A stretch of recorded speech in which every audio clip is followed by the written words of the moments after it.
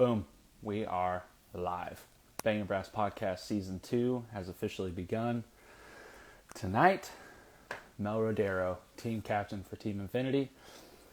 Going to have him back through. Should be a good one. Maybe some special guests coming in. Not sure. But all in all, this should be a pretty awesome episode. All right. Got a couple people in already. What's up, everybody? Mel should stop in anytime. Matt Hawkins, what's up, dog? Connor Freiberger. Infinity's on here. There we go. Mel should be popping by anytime. He is a little older, may not know how to work the technology. We'll see. But I do have the 49ers-Rams game silently going over here.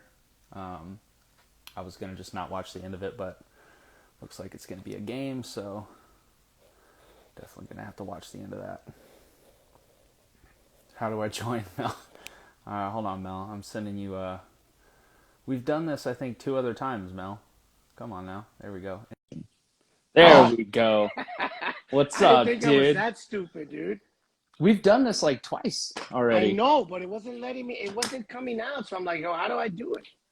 But I'm here. I'm here.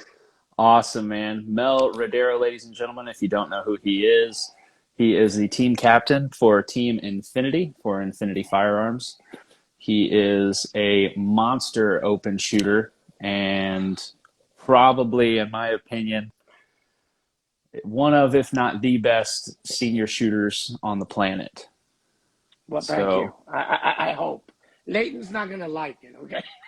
Leighton is up there too, man. I mean, he's up there, honestly, you and Leighton, yeah, you and Leighton smack back and forth. So I told everyone we would have some special guests joining, and here they are. Here we go. If I'm not mistaken, I think it worked. Oh, there we go. What's up? We have Brandon, owner and master builder of Infinity Firearms, on the podcast. Thank you guys for having me. I appreciate it. How you doing, boss? What's going on, Mel? Here we are, man. Let's do this. Yes, sir. Yes, sir. This is pretty cool, man. I want to start by having we've had Mel on the podcast. People or listeners are pretty familiar with them. But Brandon, tell us a little bit about yourself, who you are, how you became to do what you do. You know, how did you get into it? Oh, I guess I was born to do it. I've been doing it my whole life. Never had another job really. I did go the route of most high school students and tried to go to university and get a degree in engineering. But I always fell back to the factory for my goals and what I wanted to do. So my mom tells me at 17, I told her I wanted to build guns for the rest of my life. So I've done that. 20 years later, I've done that. So, but it all was a great head start, obviously. My father gave me. So no, I'm taking advantage of that opportunity, but it's showing up every day, just like most shooters, top shooters. They may not want to get up and shoot every day, but I think you'll find shooters like Eric Grafel have woke up every day for the past 20 years and pulled the trigger, whether they wanted to or not. So the same applies to building guns. Well, I feel so I'm newer to the shooting sports, right? But I've asked around, I've seen the history.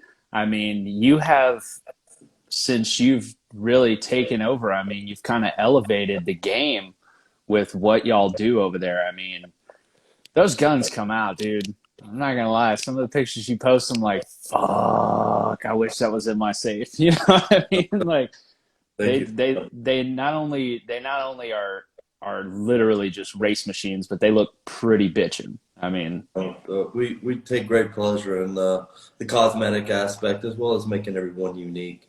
I mean, Mel's a great sample of our customer base based on everybody wanting something that's unique to them. Mel's got his own personal characteristics with his military background. in terms of his collecting memorabilia, and so we always go with the red, white, and blue, and you can see on his shirt there where we where we've pushed that theme on a lot of our pistols, including his. And I love doing the artwork aspect of it. It's what makes it fun. So we try to push that envelope on every pistol. But yeah, very similar to guys who like doing the shoes or doing cars or whatever it may be. There's no one size fits all. Yeah, it's really freaking cool, man. But y'all not only build badass guns, but y'all do some cool stuff in the shooting world. I mean, the Infinity experience, I haven't been blessed enough to make it out to one, but from everyone I see who's gone, it looks like a pretty cool deal. Explain the Infinity experience for the listeners who maybe haven't heard of it, or ones that just kind of know what it's about. Yeah, and Mel plays a major role in that. Anthony Bruno has played a major role in the development of that. We've really come up with a formula that works very well for all the individuals involved.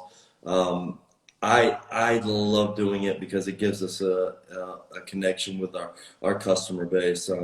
Getting on a podcast is one way of doing that. Talking to somebody on the phone is obviously a little more impersonal, but actually having somebody there in your hands to show them and provide them with your experience in this year and this at this point of doing it my whole life, and showing them the passion that goes behind each pistol is something that you can't share over the phone or you can't share over a podcast. So inviting them to the factory, having a classroom set up with everybody having a personal device, their own space to break down their pistol and learn about why the pistol's built the way it is, some of the key features to the pistol, as well as maintaining and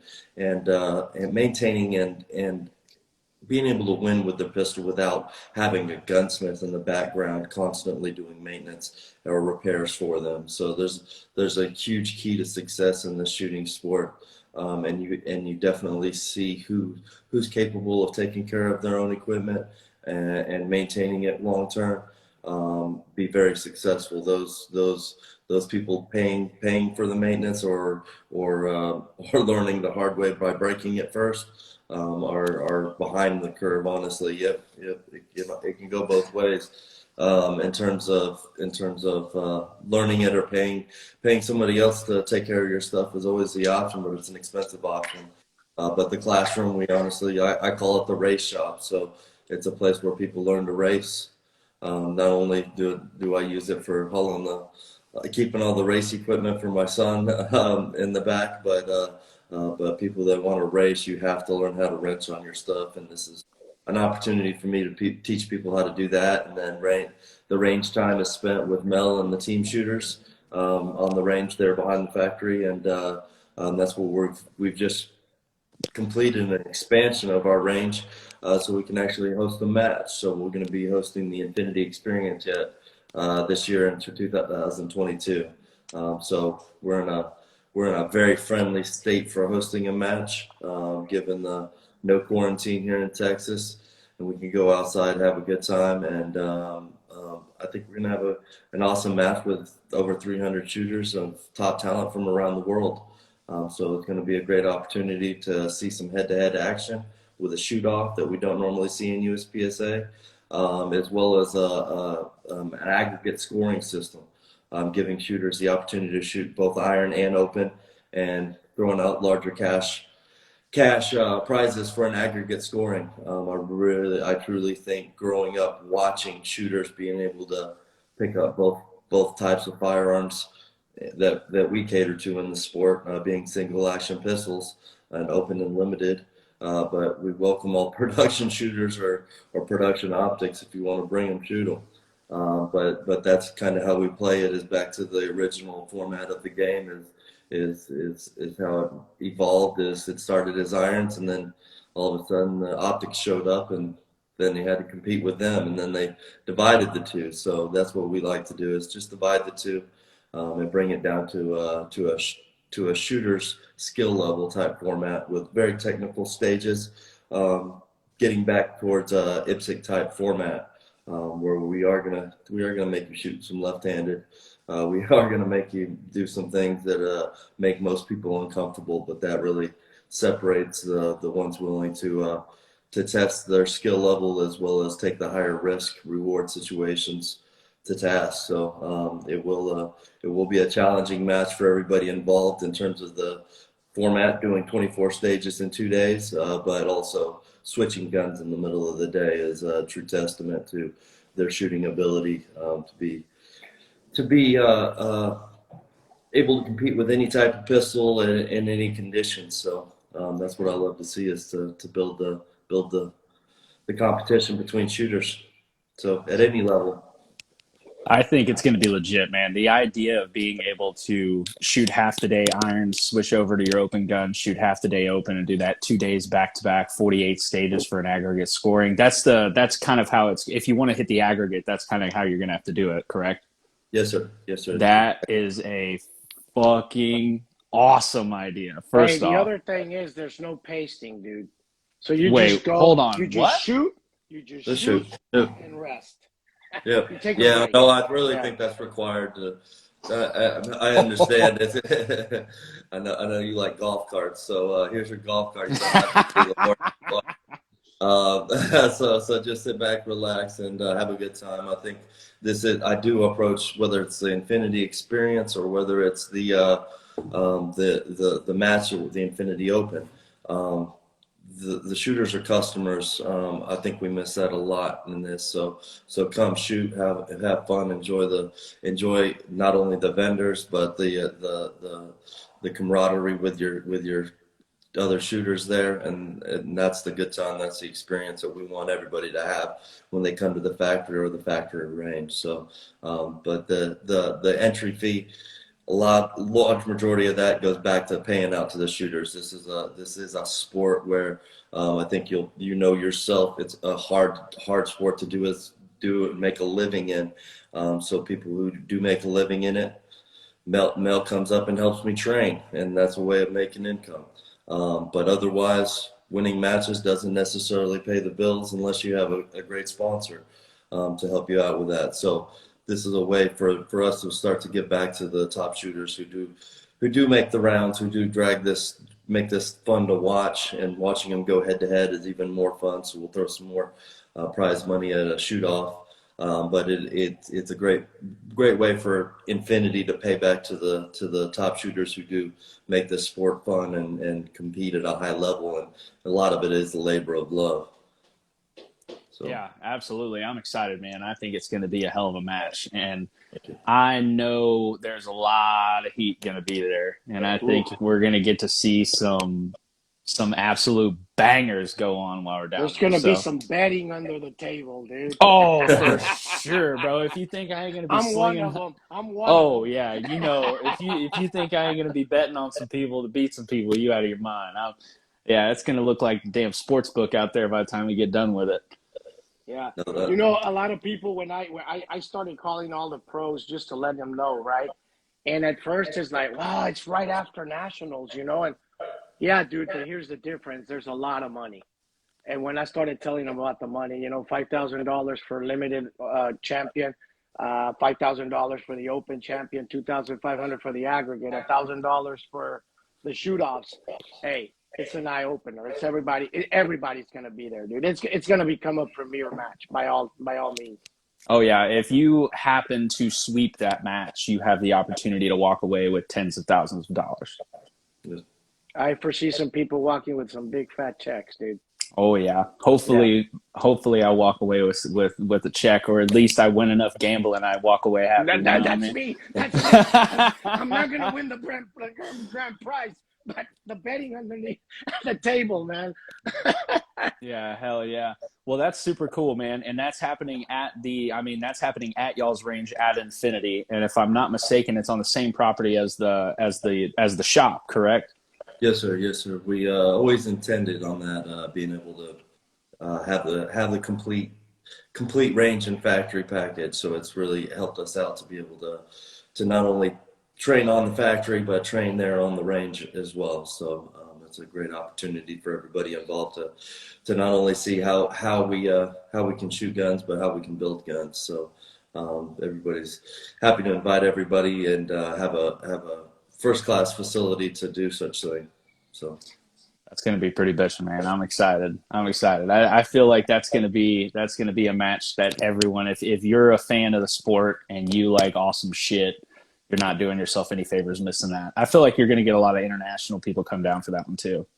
no, I really welcome the international because we do have the benefit of the Texas format of the current conditions of shooting, and so especially if there's going to be any question of a trip to the World Shoot or not, this is an excellent opportunity to bring the international shooters to Texas and give them an opportunity to compete at the world level. And obviously we're trying to grow this format. I've always pushed this format.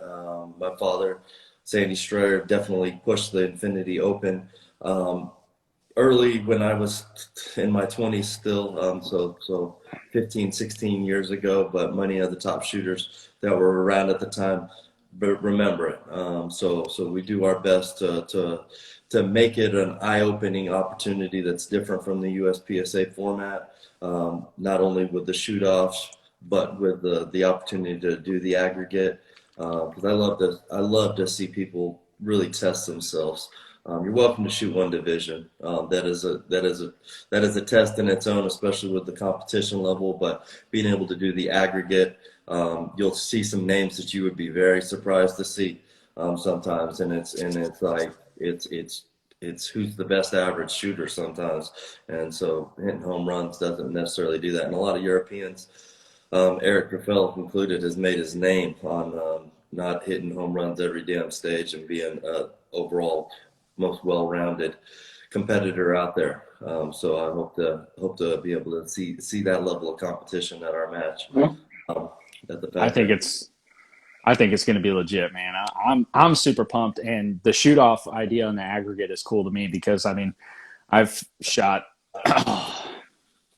probably close to 100 majors in the last 3 seasons, 3 seasons, and I've never seen it. Right?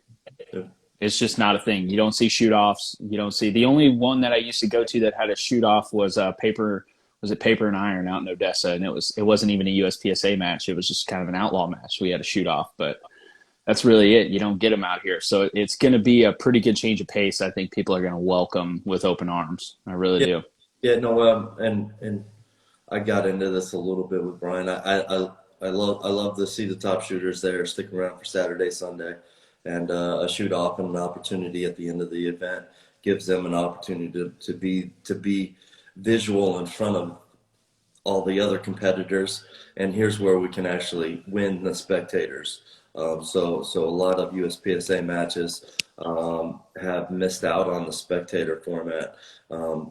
You see some of these AK matches going on, especially here in Texas or Red October. The spectators are a major portion of that. And if we can bring the head-to-head format, it's much more spectator friendly.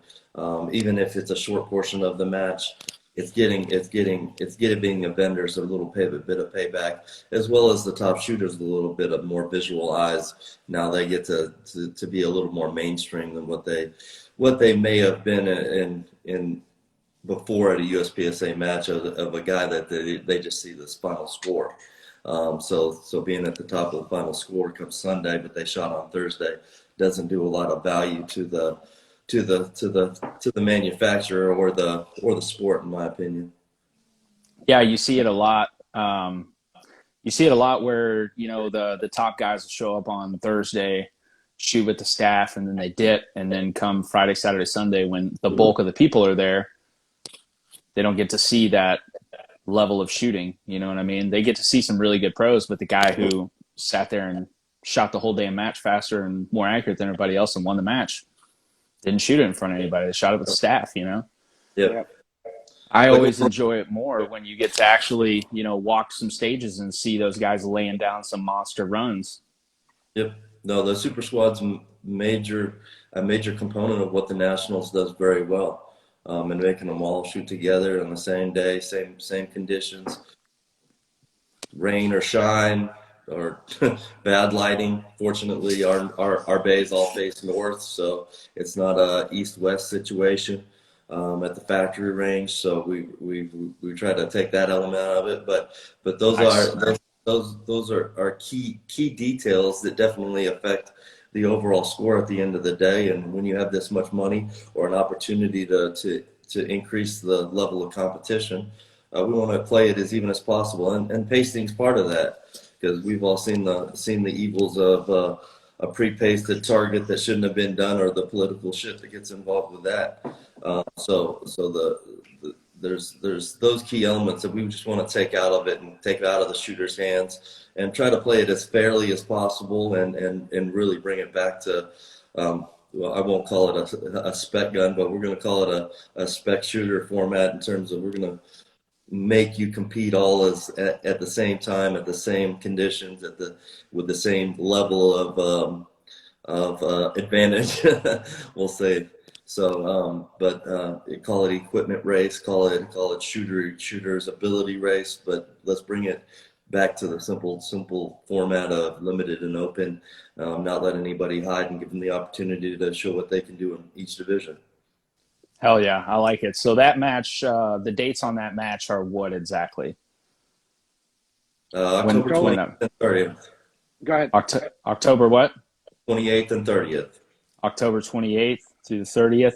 And when are signups available for that? So we're going to start that in mid-March. So we're going to get through our Infinity experience here come March 11th, 12th. And we're going to be able to open up the registration at that point. So we're doing international registration with Infinity distributors at this point. Because again, I'm going to love to see the top competitors from around the world give these U.S. shooters a shot, especially if the World Shoot doesn't happen. I think we'll know that come March as well. So everybody will be on an equal playing field to get registered, and there'll be about 300 slots. So the opportunity is up to the shooters to get registered there, probably early March, but we expect to sell out and hope to be able to raise the level of awareness of USPSA and what we're actually doing here, and we're doing very well. We do produce the best shooters in the world.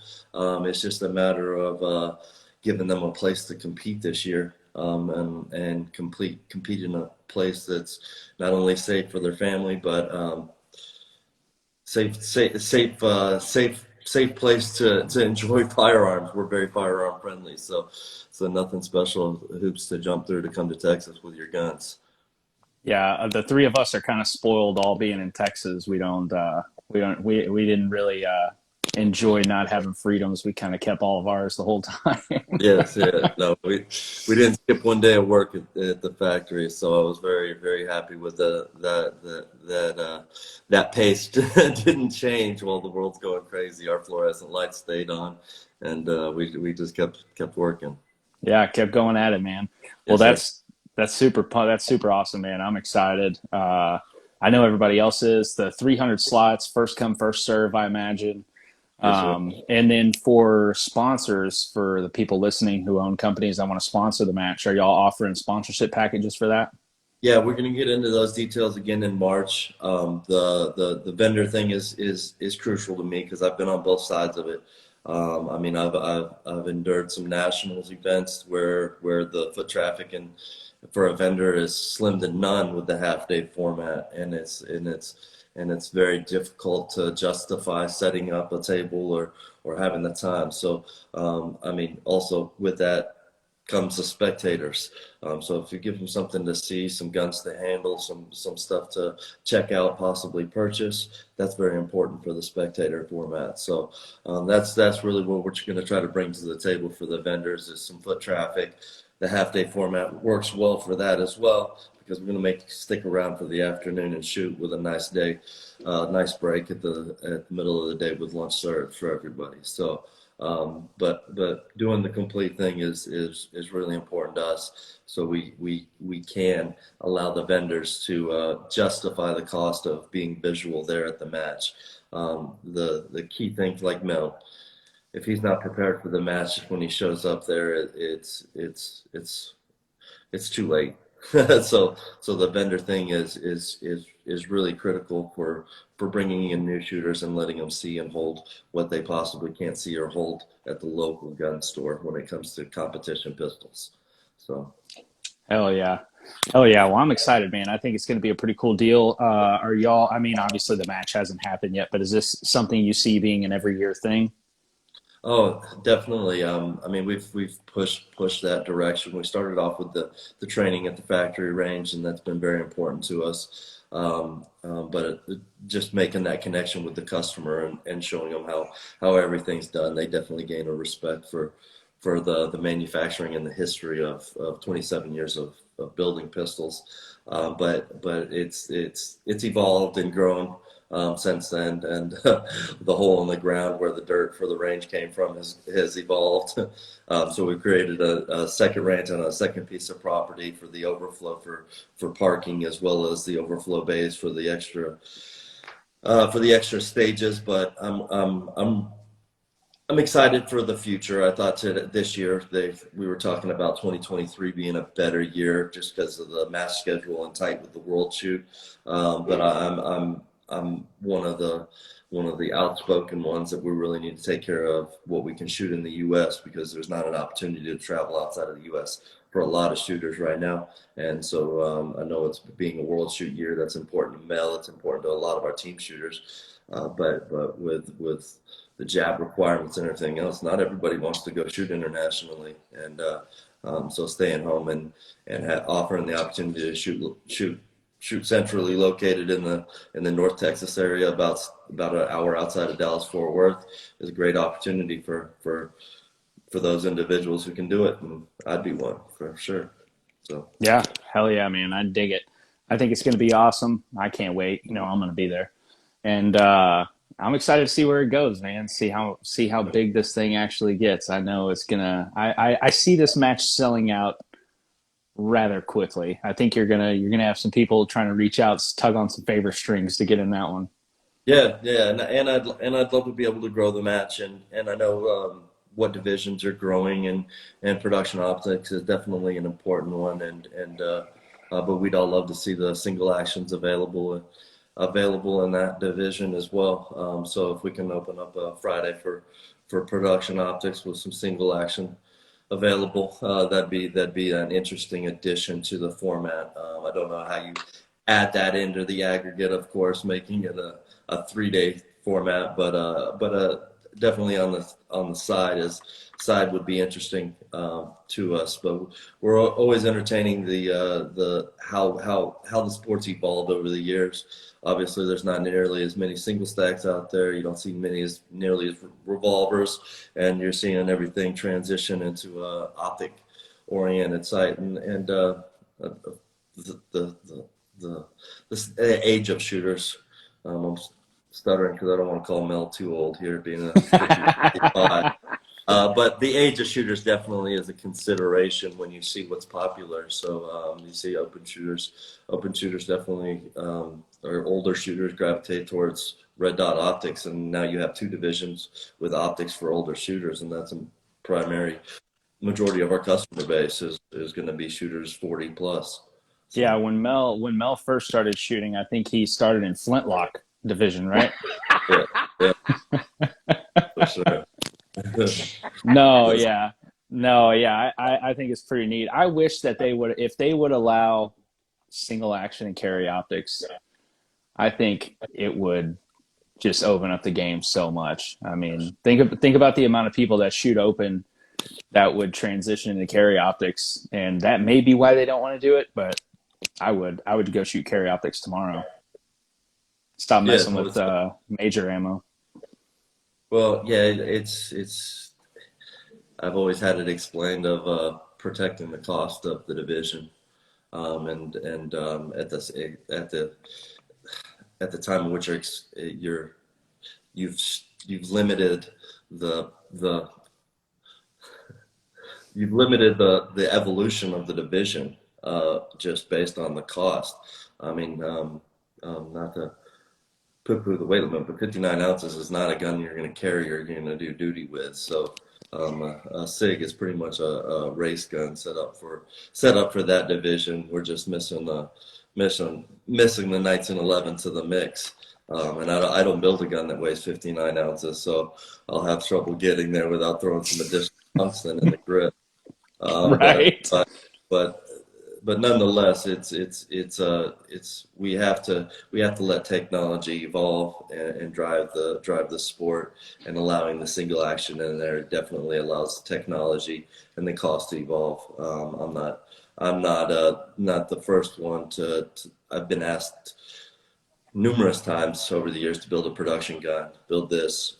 There's been higher end production guns for IPSC several times, and they're popular, and we're very limited in what we can increase production wise, just based on what we want to do, and we want to do the 1911 very well. And so if there's another division we can fit into, and I think it's very popular. Jerry Barnhart to this day would tell you a single action 1911 with an optic is what he wants to train with tactically. And we're getting into the acro being a popular side even for the tactical guys that don't like the reflex side due to wet conditions and what water does to the lens. So there's going to be a transition of what a tactical gun truly is, and there's a huge push for it to be a 1911. We do it very well in terms of being able to cross over from a competition gun to a tactical gun and knowing what features everybody's looking for. And I think Staccato is definitely seeing one and seeing them transition to a narrower pistol and a narrower magazine. Is where the key focus is for the tactical industry, and making something reliable in a smaller caliber. Yeah, you're seeing a lot more law enforcement, military guys carrying 2011s, which to me is pretty badass. I mean, every time I talk to one of them, they're like, "Yeah, I just got my first 2011, dude. It's so awesome." So it's gaining more and more popularity in the tactical world. I think it's pretty bitching to see.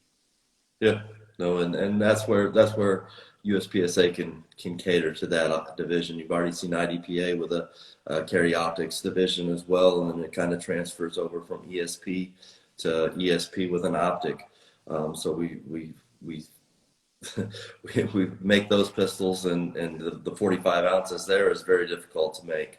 So it's a little bit different game when you're getting into a full billet pistol, then you're getting into billet titanium, and then you're letting technology drive, because then you're making it difficult to get there without going polymer frame, polymer grip, or aluminum in some cases, like the Wilson Combat version of their high cap 9mm. So, but there's tons of opportunity for USPSA to take advantage of the 2011 tactical market. That's growing. I saw a lot of it at SHOT Show. So I think it's going to be very popular moving forward, just based on what the 2011's done, or the nights, I'll call it a high cap 1911 today. What it's done for what we've been able to do reliability-wise, improving the platform over the years, and it's all been improved based on competition. People out there shooting 100,000 rounds a year, giving me this is how it breaks, this is why it breaks. Let's go break it some more. So you have to be humble, but yet willing to gamble, to take these risks to make things happen, make things move along forward. So that's what we kept the team and kept shooters around to make the technology advancements we have. Yep, that's my main role on the Atlas team, is resident break all the shit they give me and try to figure out how to make it not break guy. They go, "Hey, see if you can break this," and then I break it, and they're like, "Okay, we got to fix that." Yep. So yeah, there's a lot of the more you can grasp in terms of different realms of shooter, metallurgist, machinist, engineer. There's so many hats you can try to wear to do them all. But But me being able to sit back and ask shooters like Mel or Gianni. Gianni shoots a lot of rounds. He's become very good in the past few years. So he's quite competent at also giving accurate feedback and reliable feedback. And he takes care of his stuff as well because he understands how mechanical things can fail. Whether it's been his career as a young drag racing kid or a machinist and taking care of his machine or even taking care of his equipment on his farm. He does very well at all that. So giving me that crucial feedback has been a key to our success over the years. But it's allowed us to lean on the technology advancements and what equipment can actually manufacture these days. So it's no longer a hand-fitting game or manual equipment to build guns. That's something that the gunsmith did in the 80s and 90s, even before my time. And I think by the time I became part of the business, it evolved quite a bit to the CNC and in leaning heavy on technology and equipment to build a better pistol. Yeah, it's pretty neat, man. Seeing those machines work, I've toured a couple factories. I'm like, holy shit, dude, they're so crazy. When you see what those machines are capable of, you're like, wow, the technology's come a long way. And I have a friend of mine who still builds 2011s, out of his garage and does it with these old school machines. And I've watched him build a gun versus them getting built on this machine. And I'm like, bro, you need to get some of that shit because what you're doing looks miserable. Yeah, these new machines are legit. It's a process, and I envy people like whether it's Elon setting up that factory in Austin and coming up with a process, because it's a process to build a gun. You have to come up with a reliable process. If you're trying to build 49 or you're trying to build 4,900, I don't care. It's a consistent process. So developing the process takes a lot of time. So Hell yeah. I'm not envious of people who start today or try to learn it in their garage. And over the years, I get an opportunity, especially if I sell a frame kit or sell parts to a gunsmith, to see the finished product and see how they approach it or what they've been taught over the years or what they absorbed and thought was right or just something different. And not saying every way we approach it is right. We definitely take an engineer's approach to it compared to a gunsmith's approach to it. There's a lot of strange things some gunsmiths do out there, and all this stroke talk is another one of them that I just stand back and laugh at. But there's a lot of things that you can do on the 1911, but getting the mechanical basics is something that's critical that a lot of gunsmiths just don't do because they don't understand design or engineering. Of the pistol, how this pistol was designed to work, why does it do this, why is that part made this way, why is it that material, why is it this hardness. So there's a lot of that you miss building a pistol in your garage because you're in an assembly shop, and most gun builders are assembly shops. There's very few that actually manufacture the parts. Yep. And you run through the SHOT Show and definitely see whose parts are used where and how they're made and why they're making them. Oh yeah. Oh yeah. You get a lot of the assembly custom guns. Yeah. We ran upon a bunch of those at SHOT Show, but yeah, crazy. Are y'all gonna do a booth next year? Do y'all ever do the SHOT Show booth thing, or y'all kind of just do the walk around, do the business type? No, and I go for an education. I got a chance to see some of the competitor stuff out there, some of the unique creative stuff, and I'm again the artistic side of me. I reverse engineer everything. Once I see it, I say, how did they make that? And you can make this on that machine with this tooling, and try to whether I'm watching somebody work or somebody's product, I try to see how they're doing it and why they're doing it the way they're doing it. So but it was a good influence. Took some guys from the factory, their first time to Vegas, as well as the SHOT Show, Yeah, y'all So had a couple guys with you when I saw you guys. that was a good opportunity for them to learn, to see what the competition is doing, because we know what we do inside our walls, but then once they can gain some ego, once they can pick up the competitor's pistol and critique that trigger, or say, well, Brandon's riding me hard to do this better, and oh, I see why. Or it goes complete circle when you can definitely see what the competition's asking for price wise, see the quality, go inspect it, check the barrel timing, and I mean, I saw the Cabots with silver sights on them, and then I'm itching my head, and I'm like, these guns don't get shot. That's fine. So, but they have their place in the marketplace, and we try to do something similar to that in terms of the creativity and the artistic side of it. But I definitely want these things to be top fuel race cars and allow shooters to hammer them. Yeah, hell yeah. Yeah, we did the booth thing, but I that was a lot. That was a Yeah. lot. I think when I was talking to Adam about it, he was like, "I think next year we're just gonna walk around." Y'all had the smart idea. No. And again, we did it early on in the business, grew the business to where we were very, very satisfied with our clientele. And it's this last week was filled with distributors at the factory. And I'd rather have it that way, honestly, have them come to Texas and visit us with the facility and the range, and give them multiple opportunities a year to come visit us to get hands-on, because the education is a huge part of it. And doing that at a booth at SHOT Show is very limiting. So you can only do so much there, but the range and the Infinity experience, again, gives them one more opportunity. Come to Texas. So this was the first time for our Indonesian and Philippines distributors to even leave their country. First time for me to leave Texas since this has all started. So me going to Vegas was get out of the ordinary routine.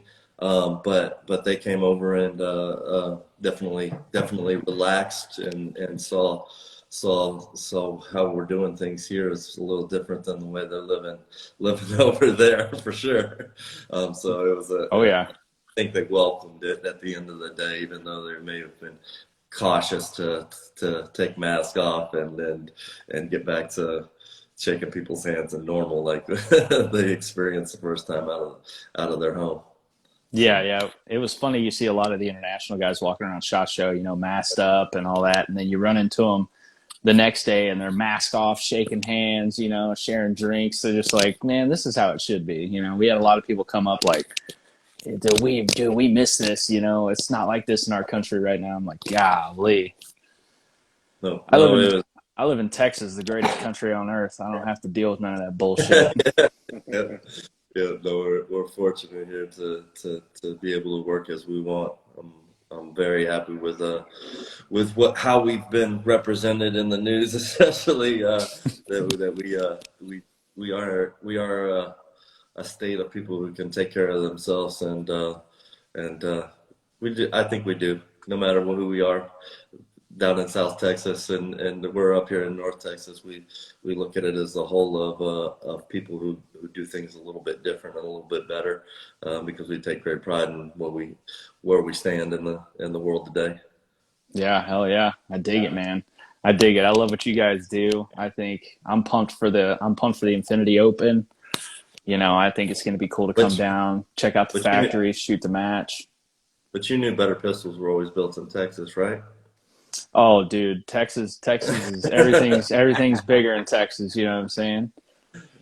I gotta stay neutral. I'm Switzerland over here, but yeah, both my parents were from the north, but I was born in Dallas, so I can claim to be a Texas kid. So my son's born in Fort Worth, so he's definitely a Texas kid. Yeah, hell yeah. How old is he now? 4 years old. So. Gianni's teaching him to shoot. Yeah, 6 years away from working in the factory, huh? Being there building pistols. Hell yeah. Definitely. I got a single stack frame that's got electrical tape and a lot of grease on it right now, and that's how he's working on guns right now. So, but he commands attention when he's in the factory, for sure. But Um, Uncle Mel has plenty of toys, and he's to the point where he gets so many visitors. Hey, what'd you bring me? Hey, you guys quit bringing him stuff. He's getting demanding about it. So, but no, he has a good time. He's growing up in the factory, so it's I'm glad he's there and having the opportunity to gain the experience that I did growing up in it. So, Well, how old were you when you built your first gun? oh, I remember. I mean, you grow up there every day. You do a little bit, and then you kind of evolve to doing other things. Um, um, but I was doing I assembly don't by know. 16 or Thank you. 17. So Lend me your so phone. the running the business stuff and the daily operations didn't happen until my mid 20s, and that was just a matter of the staff at the time, and you always got to fill a void when there's one. So you always want to stay afloat, and we've been as big as 17, 18, 20 people, and as small as 3. And especially when you move a business even 90 miles like we did, we not everybody's going to move with a business, so but it was important for us to move to build a manufacturing facility suited to what we wanted to do and how we wanted to do it. And so we did that. It took a lot of time to do that, but being your own maker is very important there, and we were able to choose how we wanted to build guns and have a manufacturing situation designed to do it, and really it's set up to build as many guns as we were happy building. It wasn't designed to build 5,000 guns a year. That wasn't the intention. I didn't want to grow to that. I wanted to do the custom stuff, the engraved pistol here and there. Everyone's unique to each individual, and I love some of the music producers out there that get to make music and then own it themselves, and then if somebody wants to buy it or consume it, then they take it and use it.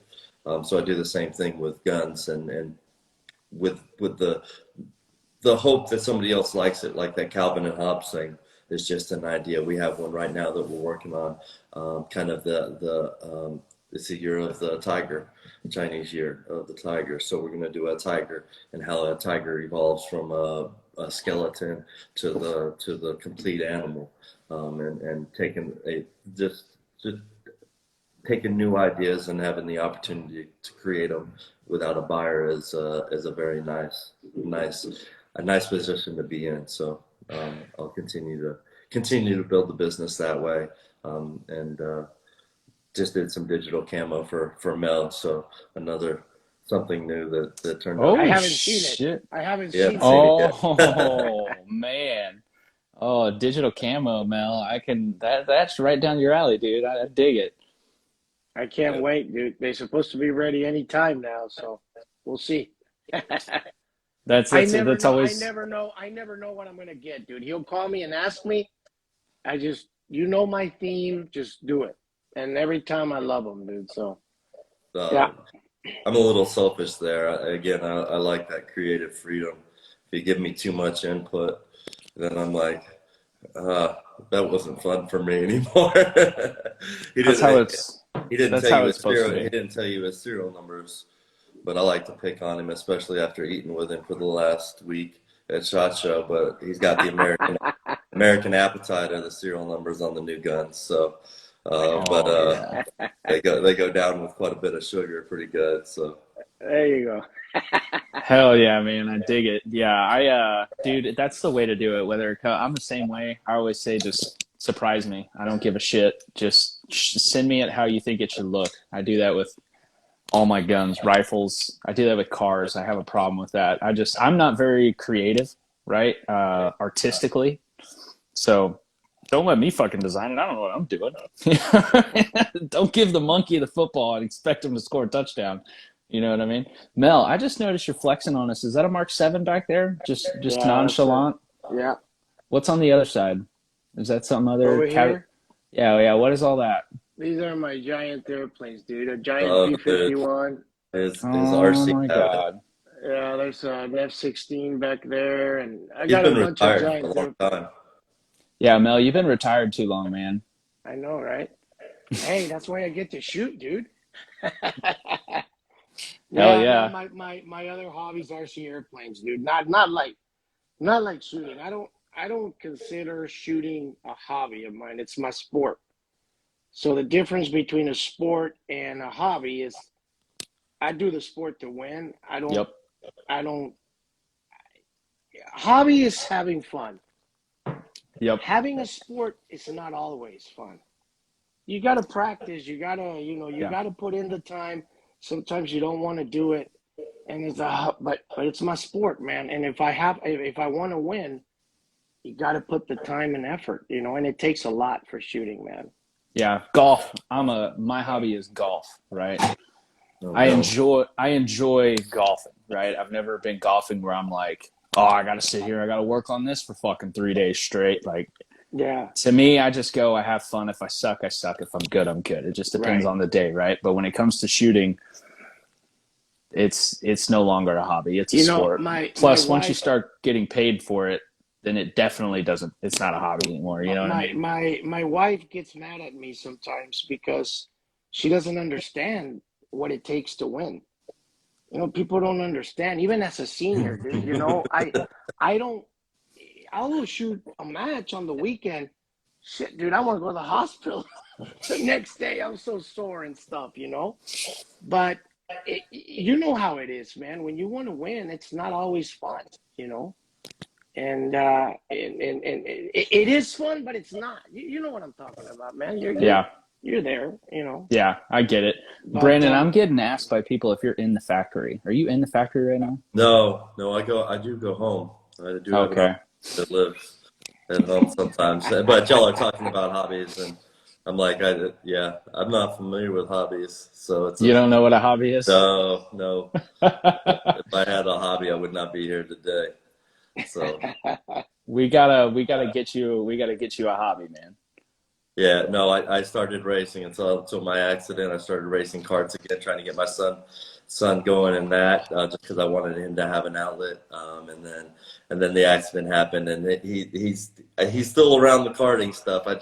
I haven't broke down and taken him to the track as often as I should. So We're uh, gonna touch on karting, and then if you're okay with talking yeah, about it, we're gonna touch on your injury because I don't think a lot of people know about it. But starting with yeah, karting, yes, sir. that's that sport. So my buddy just got married. You know Chase, Mel. yeah, So of so course. Chase just got married in Dallas, and for like the beginning stages of the bachelor party, early in the night when we could still walk, we went karting, and we did 4 races straight, 10-minute races because we were the only ones there. My fucking forearms and legs haven't hurt that bad in Yeah. a hot minute. That karting stuff, and we're in those little 45-mile-an-hour carts. We're not in those crazy ass shifter carts or the really fast tag carts like you guys race. Dude, I was trying to take a sip of my drink and I was shaking. My forearms hurt so bad. This is ridiculous.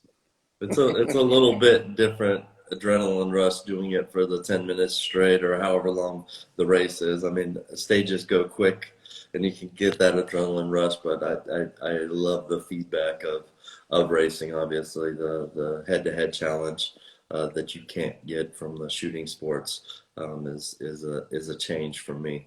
But it's the same thing, wrenching on your equipment, learning to take care of your equipment, and and being independent of somebody in the mechanical competition realm is very important. So my son will learn a lot just wrenching on that, and if he has interest in carrying that over to the guns, that's great.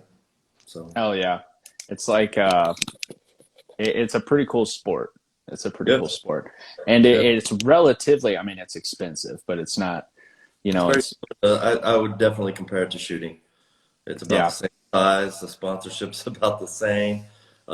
It's a European-driven sport with FIA and being a major player, so it's a sanctioning body, and most of the manufacturers are Italian. So kind of flip the script on USPSA and the shooting sports for the most part, it's U.S. dominated in the shooting sports, in my opinion. The Europeans Oh yeah. are going to scold me for saying that, but I think the majority of the manufacturers are here in the U.S. making competition pistols or competition-related pistols. There's a few internationally that do at a smaller level or on a more production level. But for the most part, there's 40,000 active members worldwide that do it die hard. So I see a lot of similarities between the two sports, and I love pushing the competition envelope, similar to the way some of these races do, and allowing it. You'll always see a driver in multiple divisions, because the best driver has multiple opportunities to win the most for the end of the weekend. So that's something that I've always seen and love to see in the shooting sports as well. Hell yeah. Hell yeah. Mel, how much do one of those RC planes cost? I think someone asked that a second ago. My giant P-51's probably like $4,500. Oh my God. What Did you happens put if it you together crash it? yourself, Mel? No, I got a builder, dude. Just like I have my gun builder. That's patience and a lot of glue. Good God almighty. Have you crashed one of those things? Oh, dude, I crashed a P-51 not too long ago, and yeah, it hurt. Yeah, but I got, it's all giants, dude. There's another one there. That's a huge one there. That's about $5,000.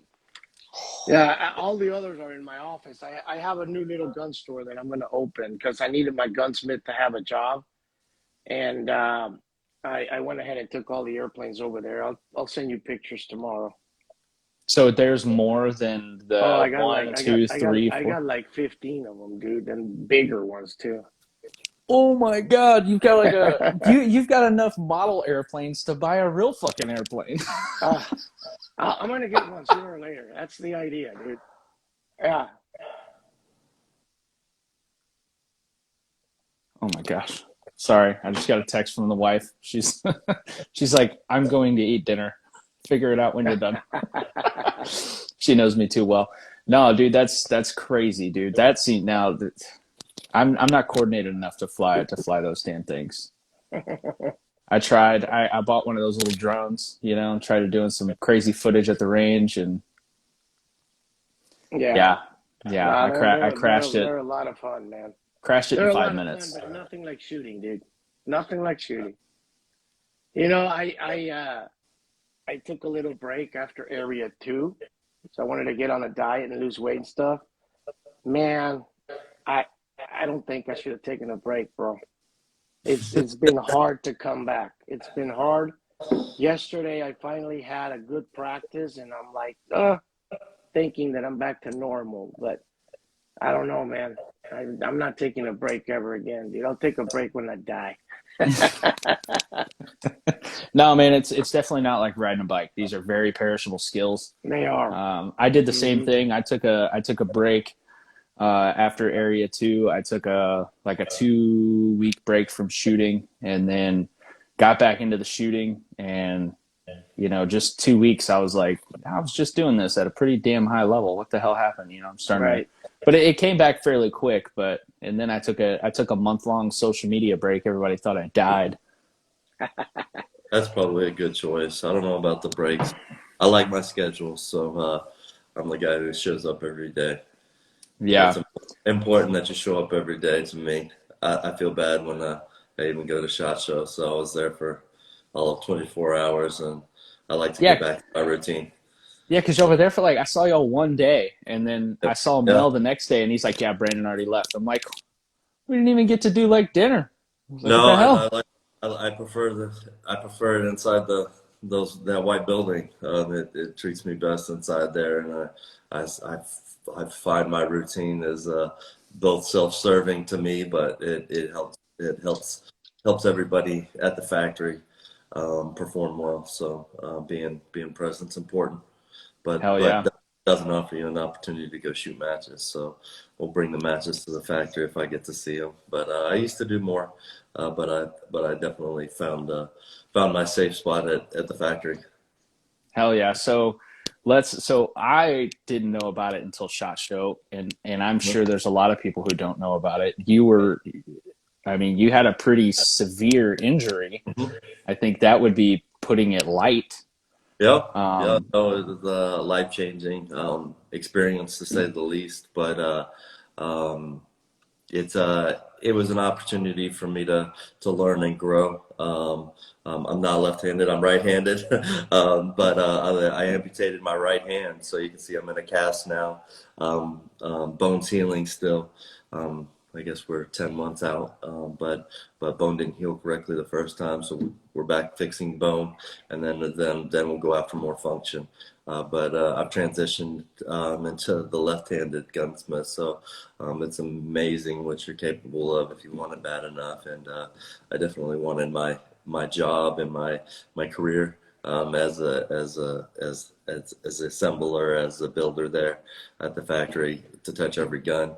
For the past 20 years is important to me. So I'm back doing that again and in a happy spot with the critical personnel around me to help me reach my goal of building again.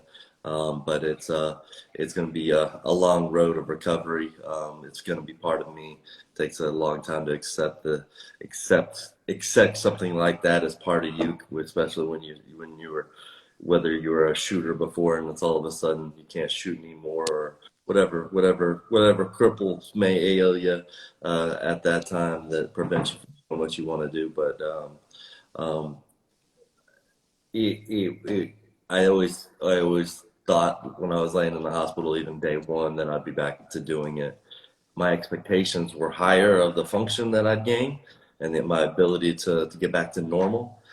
But I've accepted what I've gained back as I'm gonna have to work with this and let's do what I can. So I've done well with that, and like I told you there, built more guns than I had ever. So yeah. even with getting hurt, so it was a change of my mentality of training, as well as letting go of some stuff, as well as evolving production to where it was more efficient and we were able to do more. But obviously when you shake the system like that at its core, and there's only, with every business, there's key influential personnel that can make or break a business. But everybody around me had to look at themselves in the mirror and say, what's my role here? How can I improve on this situation, or how can I make sure that I have a job tomorrow even? So they all took it a little bit as a chip on their shoulder to be able to perform better and did better than I expected, especially from two individuals that I brought there to SHOT Show are great examples of people that I leaned on heavy. Yeah. So they accommodated the call when it was necessary. So we call each other family, and there wouldn't be, I guess, Infinity Firearms is, we're out in the middle of nowhere. We have to be a family atmosphere based on what we do, but also based on the pride that we take in the product. So I lean pretty hard on these guys to say that they're going to pony up the $8,000-9,000 for an open gun if they built it. So everybody that touches it has to be willing to put their paycheck on the line for it. So Yep. if they're willing to do that, then they're welcome to be on my team.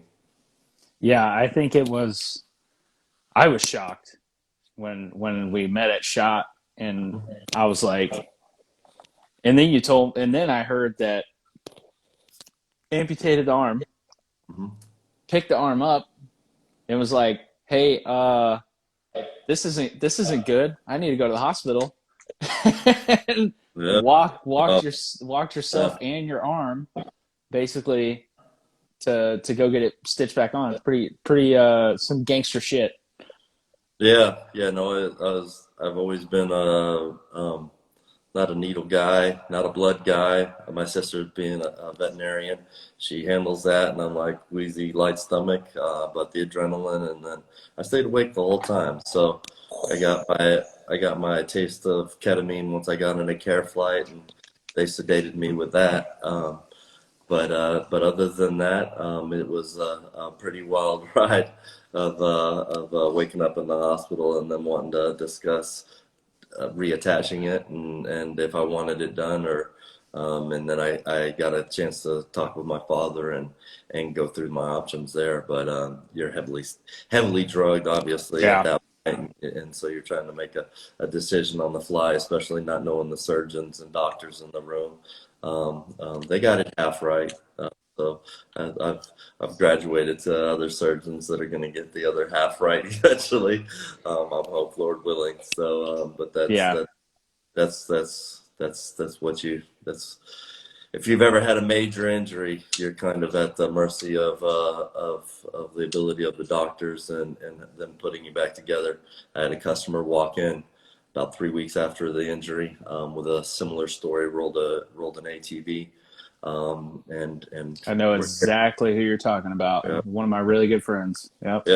And we're carrying gun cases out of the factory, and neither one of us can open the door. And I'm like, this is fucking hilarious. So both of us got one good hand to carry a gun case, but the other one can't open the door. But so the moral of the story is we're both recovering. Expectations we're probably both higher for both of us coming out of it, but it was great to see him 3 years out of it and me 2 weeks out of it. Changed my point of view. But Mel helped me a lot as well, and Joe Rotowski, obviously, with understanding what's important and how I can best influence the business and the people around me. My father obviously said if I would have passed away that day, he would have taken a different direction. But he's stood behind me, even knowing that it's going to be a harder road ahead, to continue to charge ahead in the business and build the guns that I still want to build. So, but learning not to be angry and accepting it's a huge deal for anybody in that situation, because you definitely think you're being punished for some reason, because it's hard to get up and want to do it again. Just one more reason not to. So there's tons of reasons not to. Sometimes you gotta make yourself create a reason to do it. So. Yep. Well, the good Lord gives us toughest battles to the strongest warriors. So always think of that. For sure. Yeah, did you see the pictures from Roland's deal? Did he show you the pictures at all? I have not. Oh, so the guy you're talking about, right? When it happened. Oh, yes. No, I just know I didn't see pictures. I just saw him there in person. He showed me some of the skin graft stuff. So yeah. So right after it happened, when he got out of surgery, he sent me some pictures, and I was so close to throwing up. I was eating at the time too. He said, "What are you doing?" I said, "Oh, I'm at lunch." And he goes, "LOL," and sent me all the photos. And I'm like, "You son of a bitch," because I'm not good with blood and stuff either. But yeah, that was a gnarly accident. So people are saying, if you want to talk about how it happened, you're welcome to. If not, then don't even worry about it. But yeah, it was a steel cable on a garage door, so it happened really, really fast. So I didn't have a chance to react, but so it was there on the new building, and I was being stupid. I probably shouldn't have. Wrong place, wrong time. End of the day on Friday, tired as hell after working 12 hours already, and but yeah, it kind of knocked me forward, and I caught myself, and I put my hand down right, and the steel cable whipped, and it caught my hand. So, but it hit me about middle of my forearm. So right where your tendons meet the muscle is the difficult part for the surgeon to put back together. If it would have hit me closer to my wrist, it's a little easier to reattach. But there's not a lot of opportunities for hands to get reattached just based on the time that you have to reattach them. I'm fortunate that it was reattached, because you only have a few hours that a hand will live. Fingers will live a couple days, but the hand is a short order. You have to get to the hospital and reestablish blood flow. But good Lord, I've got it over the past year, but I'm not looking forward to April 9th this year, because it'll be the year anniversary, and you kind of think when you get out where will I be a year from now, and where do I hope to be in terms of feeling and function. And obviously the expectations, I already told you, were quite high, just because it was a pretty quick, just severed in the middle. My hand wasn't really damaged. My hand's all intact, but took out a bunch of flesh, and obviously some muscle was taken out as well. When you see an exit wound on anything, you're dealing with something that's gonna take some meat with it. So, but they put it back on, and I haven't had any pain outside of the normal. Just kind of feels like it's asleep all the time. But the worst part of it is me working with it. I continue to burn myself. When you can't feel anything, you never know that part's hot. And so wearing a glove or even just touching a buffer, using it as a support hand is difficult sometimes. So I've gotten some gnarly burns, and I'm like, I don't want to show the doctor that. And I actually had a surgery postponed. I burned myself so bad one time that she's like, yeah, we can't do surgery. That's easy infection. But live and learn. It's a hard road to want to press forward and can get back to work, but they want to keep you keep you home and keep you healing. And I'm going to default to going back to work and getting back to normal as quickly as possible, even if it means a little slower recovery, because that's normal life for me. Yeah, brother, got to keep on keeping on. Yeah. I like it. That's some savage shit. I dig it. So, yeah, making me queasy with the stories. I'm not a blood guy either. No, Oof. it's yeah, but I was fortunate to have family there. The employees there. Casey got a tourniquet on me, and so that definitely was the make or break point in the situation. So very very fortunate for the situation to end how it did, but it's a life changer, like childbirth or like any major life-changing event. It'll shake your family, shake your friends, shake your business. But it's made us all better in the middle of COVID. It was it's been a chore as well, with going to the hospital and all the headaches associated with that. My wife couldn't stay there overnight when I was in the hospital. She could be there for like 3 hours in the evenings. It was it. And then when Mel came up to see me, like one person a day for 3 hours, and it's like, well, I can't exchange that one person. Like, no, you can only have one person at a day. But I actually had when I was in the intensive care, they were pretty cool and let Mel and my friend Sam from Houston come up and see me. So, but otherwise, they were even fighting over my wife and mom wanting to see me at the same time, because they can get everybody sick in the room. Like, this is fucking insane. That's retarded. Nonetheless, we lived through it, but it's a learning lesson for sure. Yeah, hell yeah! Now you're the baddest left-handed gunsmith on the planet. Yes, sir. I wouldn't have told you I could do anything with my left hand, but you definitely learn to do better than you did before. It's like just like losing your sight or losing your hearing. Your other senses are gonna turn up, and I think that's happened for me, especially just in the past 10 months. And hopefully 10 years from now, I'll say I was born left-handed. Yeah, right. That's awesome. Well, it's an inspiring story, that's for sure.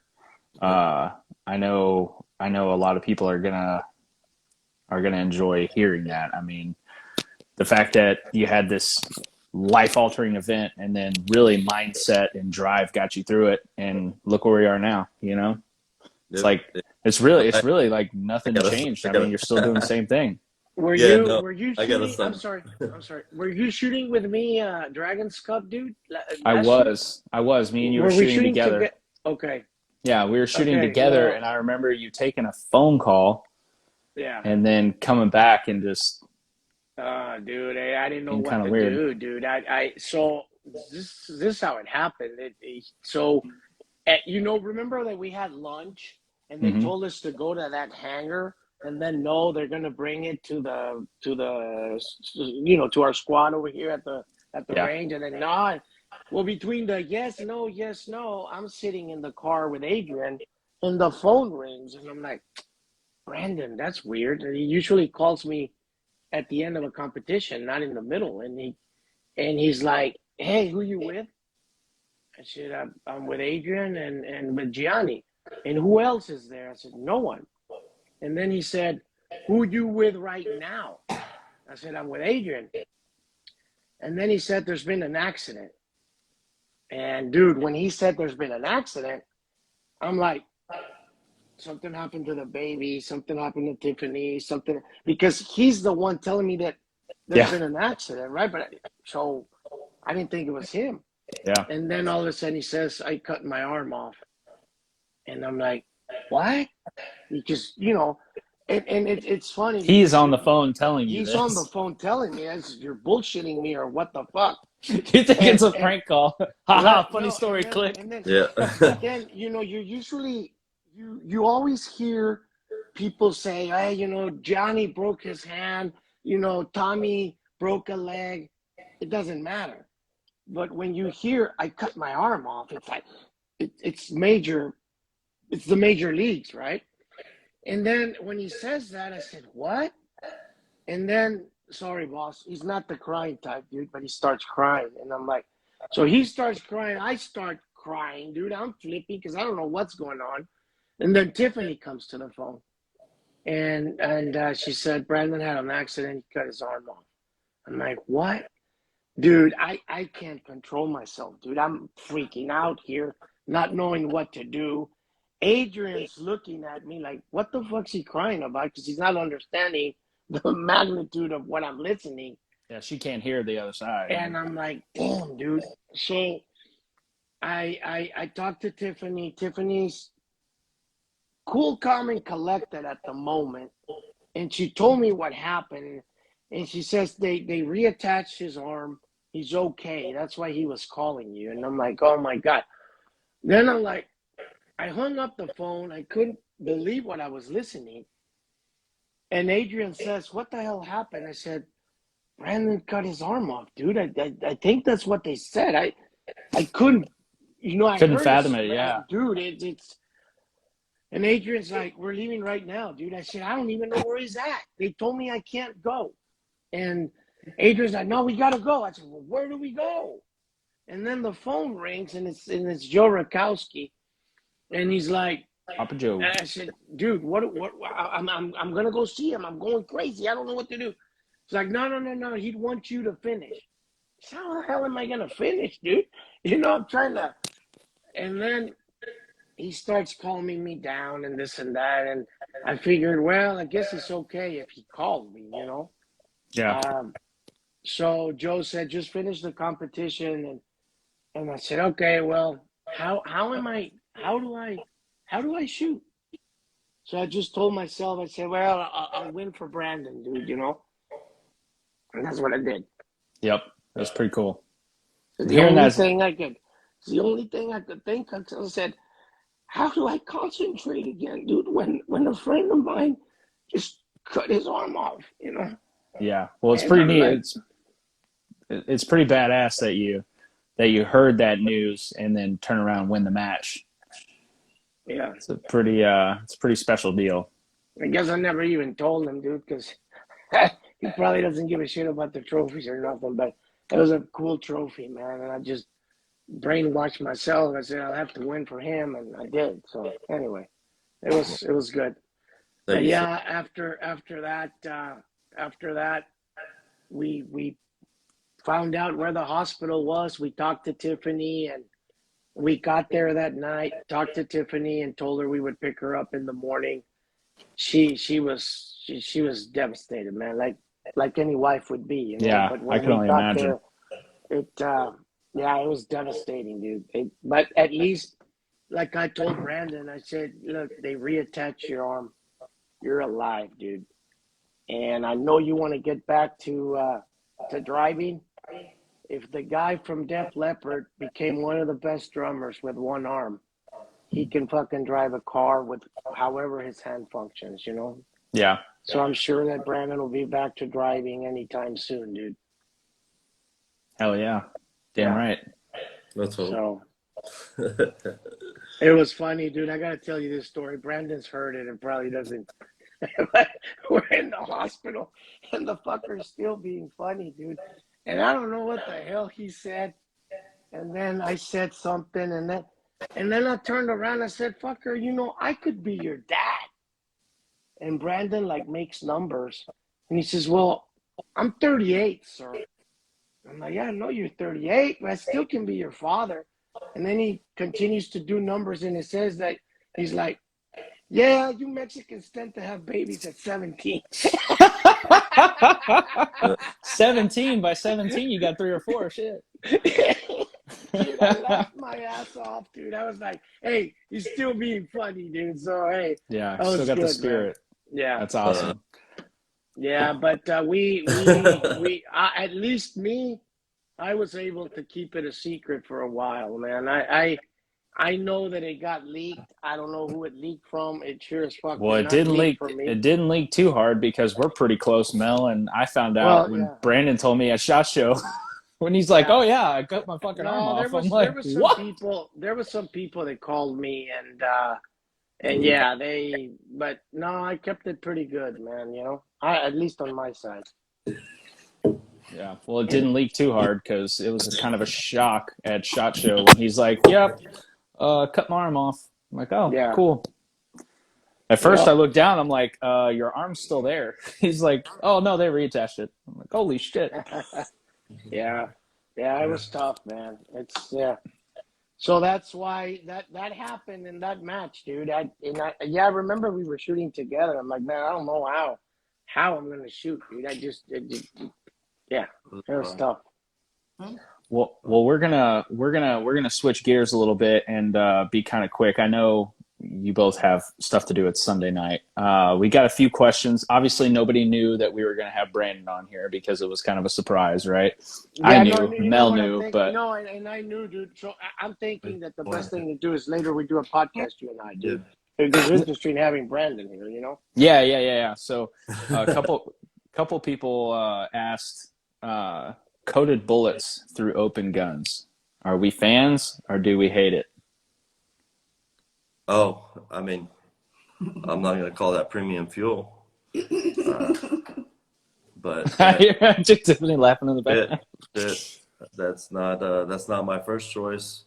But they have a great place for the minor power factor divisions as well as a 40 cal. That jacketed hollow point is really hard to beat for open division. So I mean, again, if you want to run pump gas, there's plenty of divisions for you to shoot coated lead. But in an open gun, that's really not the place for it. Especially with compensator. Cleaning your compensator with a lead projectile is just a disaster. Hell yeah. Mel, I think this one's for you. When are you going to restart your singing career? Yeah, I don't think so, man. I'd love to, but yeah, maybe we have a big time producer here in USPSA or something that could. I don't know, dude. I'm still trying to figure out a way to get it as my ringtone. I've been working on that. Yeah. Hey, I can send you something. So outside of the politics, this question goes for both you guys. Outside of the politics, what's the biggest change you've seen in the sport since you've started shooting or being involved in it? We'll let each one of you kind of go first. What's the biggest change y'all have seen since y'all been involved in the sport? Boss? Oh, for me, I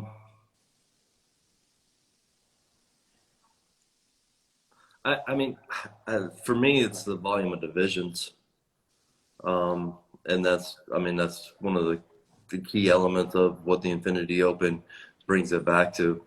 The getting this simplified back to everybody shooting together and competing against each other. Yeah, I think it'd be a simpler time if there was 2 national champions. Optic and iron, yeah. Yeah. And the PCC obviously has its own position in this game, but may not be on necessarily the same stages. But yeah, definitely the divisions, the volume of divisions. I think the competition level stayed high, just based on the competitors that were doing this 20 years ago. A lot of them are still doing this at a very high level, and stuck with it over the years. And I mean, there's always going to be an older age bracket that you can compete at a high level. I mean, you see JJ, you see Max, you see Todd Jarrett even competing at a high level, and Oh yeah. won't leave out the great one. He always competes at a high level no matter what he's shooting, and I'd love to see. And he's been around doing it since it was optics and irons. So allowing that format to excel again is what I'm focused on, and what Infinity can do well is bringing the competition level higher. So, but that's for me. You, Mel, what have you seen? I mean, Mel, was yours the invention of the 1911? hey, well, I haven't been in enough to really know of big changes. I mean, the big changes when I came into USPSA, I've been into USPSA for 7 years. I've been fortunate to accomplish a lot. I think that because I had a range, it accelerated me to where I became a pretty good shooter because I could shoot every day, but I haven't been long enough to really say a big changes. I I know that a lot of people don't like PCC. A lot of people hate it. I think it's good for the sport. I mean, you got to make money as USPSA, right? I mean, I don't know much of the business, but you know, carry optics has been a big one. It's crazy. That one is the number one division now. Yeah, That's a big change right there, and hopefully they'll let us bring in the 1911 to carry optics. That would be God, amazing. I hope they That would do be so awesome. bad. I would Yeah, love to not have to mess with major power factor anymore. exactly. Yeah. I think that's a saving grace for the less expensive firearms is the minor power factor. Yeah, It allows them to compete at a high level, without the detrimental maintenance or component replacement. So then they can start to compete with a higher end gun, because then it shortens the distance between a $9,000 open gun and a $2,000 Beretta open gun. yeah, for sure. Well, I think we're coming to the point where everybody kind of loves to hear. So we're going to wrap it up with what I always like to wrap up. Mel, we've done this before, and that's who you think's going to win the next nationals. So since you're an iron and open guy, we're just going to go iron and open, right? We're just going to go limited, open. Who do you think will be the next limited national champion, and who do you think will be the next open national champion? You're asking me? Both of you. Yeah, yeah. Okay. You go first or I go first, boss? Well, you can go first. I already know who you got in mind here, sir. Yeah. Are we, Your limited is probably going to be my limited pick because he's been my limited pick the last 2 years. It's been close.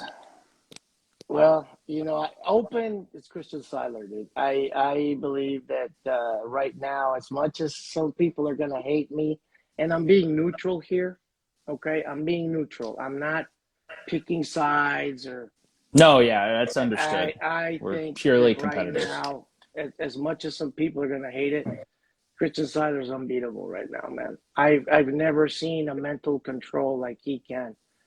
Limited, I'm not very, very familiar with limited. I know Mason Lane's a monster. Mason can do it a third time. Um, I I don't know. I don't know. I think Mason Lane again. You think Mason Lane again?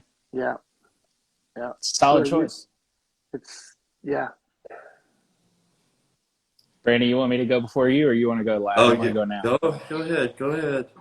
Go ahead. I'm sure. Uh, 3 We're gonna years. we're gonna start with limited. So I have for 2 years in a row put my money on Gianni, and this year I think another year of developing, another year of getting faster. Maybe this is the year. I changed late, right before last limited nationals, unfairly to Nils, thinking Nils was going to shoot major, but he didn't. So I think if I think Mason has a good chance of three-peating, but my personal pick, just because I love the kid, is going to be Gianni because I think he has the talent for sure. I think Uh, Gianni is probably going to be one of the top shooters in the world.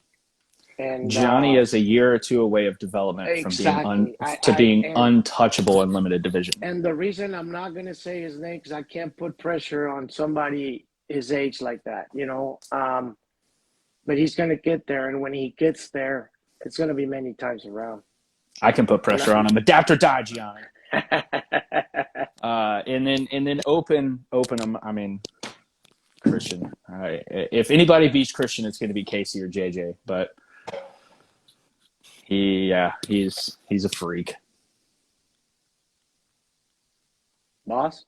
For sure. No, I'll agree with you on it's finished the same the last few years for open division. It would be hard to say it's going to change on the open division. So I'll agree with you guys there.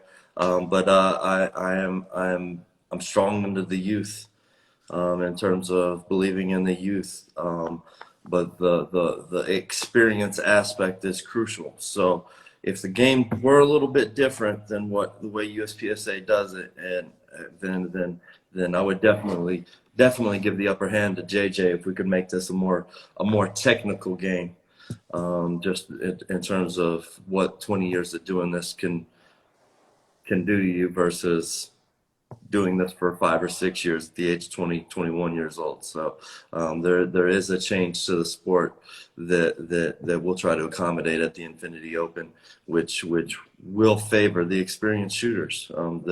There's you can't tell me a guy who's built guns 5 years is ever going to try to compete with me at the same level. Just we haven't been burned by the same things as many times as I have. So there's always another snake around another turn. So, but Christian's a tremendous talent, and he's shown to show up every day and do it quite well. But Gianni is going to be a strong talent in limited division. I have a lot of belief in him and a lot of support going his way. But the young shooters today are very dedicated, and I hope to see more. I mean, us hosting the junior camp, that we got to see a few of them. Connor Freiberger's our new team shooter from Texas here this Kid's year. A stud. Yep. So we're gonna try to develop and work with him like we work with Gianni, and then hopefully there's some more junior talent coming to the U.S. I know here. So there'll be there is a tremendous talent. So but putting these young guys up against each other like Casey, JJ, and Max had chance to shoot against each other growing up will be a great opportunity for all of them to evolve and push each other to the next level of competition. But there's 3 or 4 of them that all have an opportunity to be doing this at the highest level, like the JJ and Casey or Max at this point in the U.S. Making a living shooting for major manufacturers and doing it at a professional level where people want to take their courses and learn from them based on their experience level. Yeah, absolutely. I agree with that. And there is, you probably know, I know, there is a savage that is going to be landing in the U.S. here pretty quick of a junior. Yes, sir. And holy shit, am I glad I don't shoot limited. Just say that. No, but everybody's capable of picking up an open gun. So I know. Don't count these guys out. I got two open guns in Gianni's hands called I know. Hush Now and Shut Your Mouth. Hush now and shut your mouth. Hell yeah. Gianni's going to be there fighting for an open national championship before long, because there's he is the person who will, and his family is the people who will sacrifice to make that happen. So, They are some of my favorite people I've met in shooting. yep. Yeah, Yep. and I'm pumped to see that kid in open, because I shoot open for the simple I don't shoot open because I like the division. I shoot open because that's where the heat is, and the thought of that kid coming into open division gets me excited. Seriously, The thing about Gianni is that he's very what's the word? Not organized, but the word I'm looking for. He's cool, calm, and collected. And when you teach him something, he it's like pays sponge. attention. He pays attention. Yeah, That's the problem with a lot of shooters. They will never be good because they only think they're good and they know everything. And that's not the point, you know? adapt or die, baby. Adapt or Exactly. die. And the thing about Gianni is that, and what I've talked with Gianni about, because I coach him, it's he just needs to top off on experience. Yeah, Once he tops off on experience, I think he's got about one more year to go to top off. Once he's topped off, he's gonna be unstoppable. yeah. Kid's a freak. Yeah. I'm excited to see what happens. So I know y'all have, it's Sunday night, obviously. We all have real jobs, so we'll wrap it up real quick. But before we do, we had one last question fly in, and I think it's a good one. It's for Brandon. What is your all-time favorite gun you've ever built? If you could go back and have one gun in your personal collection, what's the one? I actually kept it. Ooh. And it was a transition in quality, a transition in direction. When we went to the billet grips in 2012, it was 2010, but by 2012, I felt like we'd established a certain milestone in manufacturing that I wanted to cross, and making all the components in-house, and having a quality level that we hadn't reached before. But I built a Harley Quinn hand engraved pistol, Harley Quinn theme, and I kept it. We did a color inlay on it, did a lot of prototype, different processes on it, but the untold hours that went into that thing are definitely a labor of love. But hopefully our work will be here long after we are, especially in what we do in the metal industry. These things can be around 100, 200, 500 years from now. Who the hell knows? But it'll be a great example of what I am as a builder. I built something that some people look at as weapons, but at the end of the day, it made me smile. So it's important to me that what we build makes people smile and look at it as that's not necessarily a weapon or I'll call it another black gun, but that's something artistic and somebody put time and effort above just assembling something that went bang. So yeah, high functioning art. Yeah, that's definitely my approach to what I take pride in. So the Harley Quinn gun is definitely my favorite one, and I try to show it every experience we have. I brought it out, let the junior shooters handle it at the junior camp. They didn't know they're holding about 20 grand in their hands, but it's influencing them to understand the patience to learn to do something that level of technical ability, and sacrifice, because being able to hand scratch something or being able to manufacture those parts even is just further examples of human sacrifice to reach your goals. So it's few and far between that somebody will do that, and to be the 1%. So Gianni puts that very well, and I repeat that over and over again. There's a few of us that have lost our minds and want to do shit that everybody else won't do. So my father's one of them, and I definitely try to fall in between there of borderline crazy on pushing myself and punishing myself to do stuff that people won't do. Hell yeah, I dig it. I dig the shit out of it. What are the odds we get a picture of that gun posted up? Oh, they've been posted quite a bit. I try to repost them on occasion. I mean, we do better today, obviously. But it's the old Micro Pockets grip, and then we did diamonds on the slide. And I'm like, I wish I had a diamond grip. I'll never rework it. Yeah, Uh, you got to leave it. I'll leave it original. But yeah, 5.4, 9 millimeter sight tracker. That we didn't even flush cut barrels at that point, so it still has the barrel sticking out the end.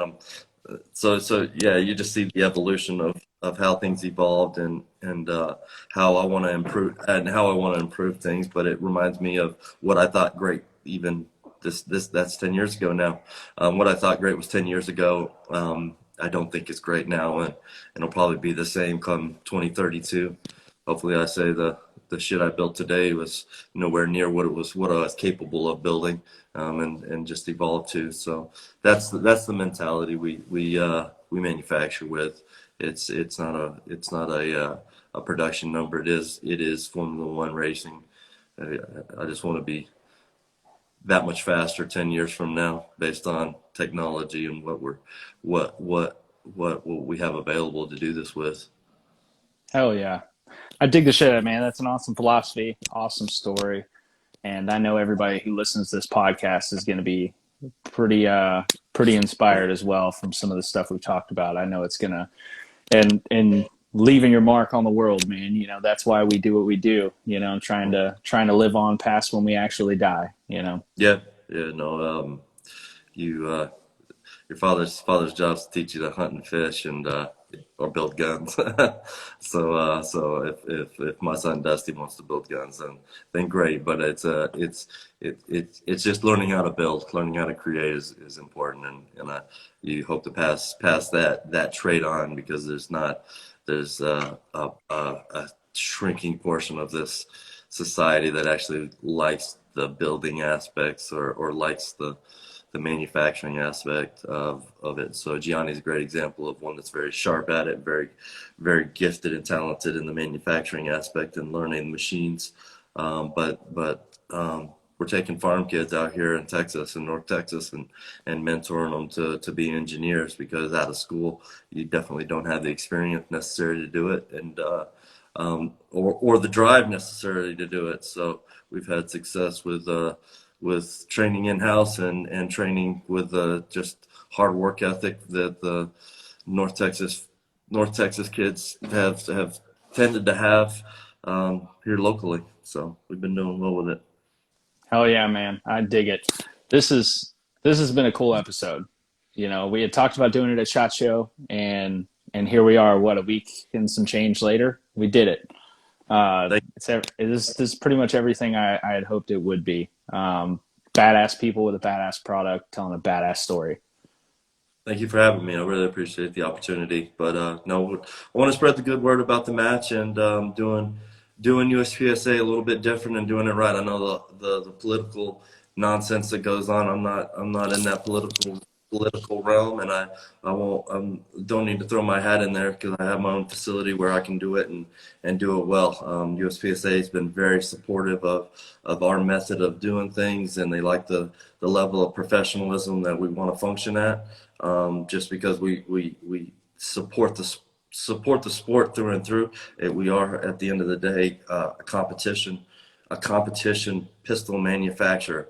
Every pistol I send out the door goes sporting pistol. I don't need to get grouped in with anything else other than a sporting pistol, because that's who we are. That's what we want to build.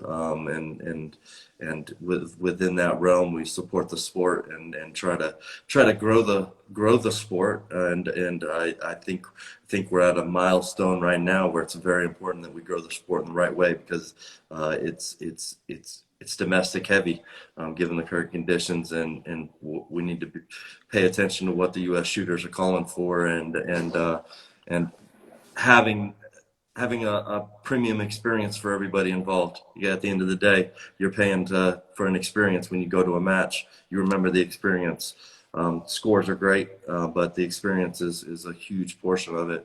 And the best matches in the world that I've ever been to have been an experience with my friends, whether it's at the hotel, at the range, but it's the host country, it's the host event, it's the food, it's everything. And there's 3 Texans sitting here. I think we got a great spot to do that in. Yeah, hell yeah. I dig it, man. That is a smart philosophy, and it rings true when when you go to a match. For me and Mel, we shoot so many of them. We do it. I mean, we do it so competitively that they kind of all run together at some point. But for 95% of the competitors, it's like their vacation. Yep. They're taking a vacation to go shoot. And what do you want to see on vacation? You want to see some awesome shit. You want an experience. So I think you hit the nail on the head. It's got to be an experience. It's got to be something that grabs you and pulls you in and gets you going. It's got to be what the people need. And I honestly believe that the Infinity Open is going to be that. And I'm excited to shoot the shit out of it. Thank you. Yeah, well, the head-to-head competition isn't something the lower categories ever get to compete in. So seeing a couple B-class head-to-head shooters go at it, watching the junior shooters at the junior camp go head-to-head was really cool to see, because at the end of the day we had a female junior against Connor, actually, and Connor ended up pulling it out by the skin of his teeth against a female open shooter. So, but it's a change of pace, something that IPSC does very well, and they force the competitive aspect of head-to-head competition there at the world shoot level.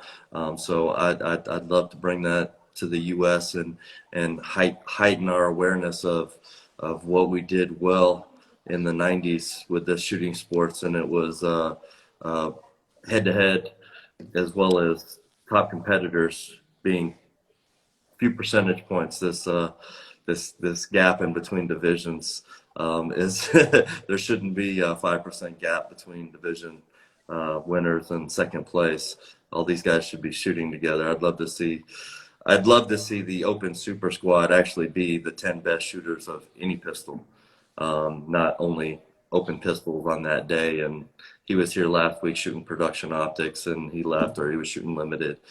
So the crossover should be there where they can do multiple, and that brings the value one to me as well, because I want to see Gianni shoot limited open nationals, shoot open nationals, shoot production nationals. If he could wrap up 5 national championships in 1 year, that brings a lot of value for him. But the current format doesn't necessarily allow that. So I'd love to see that format be available for the top shooters. And you got to see a little bit of it this year with JJ shooting production and then going to shoot open as well. So that was a nice change of pace. And then you get to see it limited 10, limited. Not much of a change there. But I'd love to see, obviously, more of that and testing the Ironman aspect of this sport. Yeah, I do. I 100% agree with that. I think that's a part of the sport that I would love to see grow, because then you get to find out, who's the best shooter, right? Who's the best all around shooter? Because when you're doing some Ironman shit like that, shooting multiple divisions, you got to be great. Some people can get really good at one thing. Can you get good at shooting 3 different divisions at the same time? Yep. No, not. But yeah, I think some of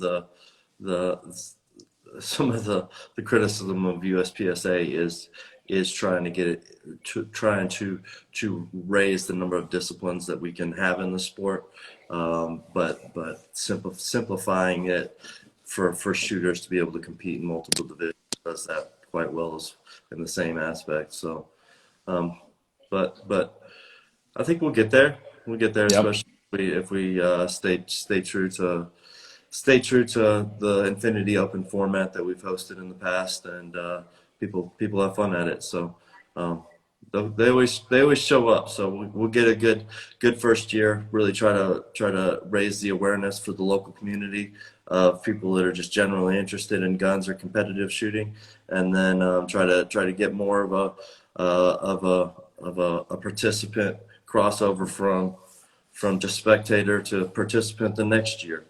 So that's important to grow the sport, and we don't see a lot of that in the USPSA matches today. It's an intimidating thing outside of the local level. Yeah, so, it really is. Yeah, no, our customer base is so intimidated by the Infinity experience, especially they buy a gun and they're like, I have to be able to shoot a match to go to the Infinity experience. It's like, no, you don't have to be able to shoot a match. That's not important. You just need to be able to shoot safely. That's all we want when you show up. Outside of that, we'll teach you everything else. There's a huge intimidating factor to people getting started in the sport, but the warmer we can welcome them in and show them the pistols and give them a side match or something to participate and cross that over is important. I've had a lot of friends come visit the factory, do the match thing with us, and then pick up a gun and go, never look back, and now they're a competitor. So introducing them in a family environment worked very well at the factory.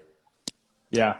Yeah. Everyone I know that's gone and done the Infinity experience has awesome things to say about it. And I know last time I talked to Brian Conley about it, he still talks about it. He's like, it's so goddamn fun. I've got to go back. You know? Yeah, no, seeing him shoot for the first time, I was like, how many matches have you been to? You've never picked this up. So, I mean, he obviously found it to be a welcoming environment and an opportunity for him to pick up a gun and not feel too intimidated by everything going on around him. So I hope the same for everybody that comes to the Infinity experience. And I have a lot of new gun owners that come.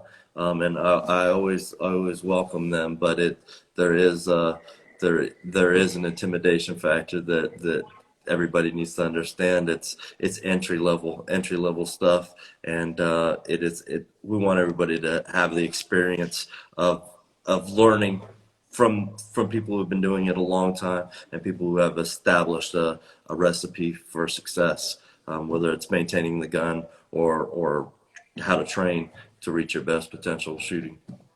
Absolutely.